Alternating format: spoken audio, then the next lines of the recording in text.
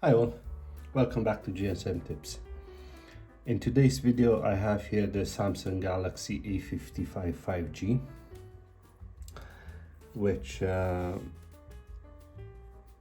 originally doesn't come with the AI feature installed. However, you can still use it if you wish. For this, what you want to do is go to Play Store, type search ChatGPT,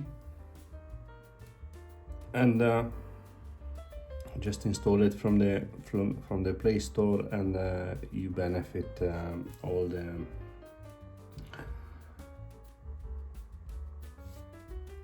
the good things.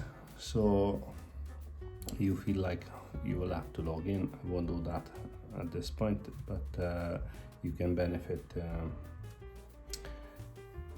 the use of AI separately, even though it's not installed originally. So you have a feeling like you're using your Samsung Galaxy S24. Yeah, thanks for watching. I'll see you guys in the next one.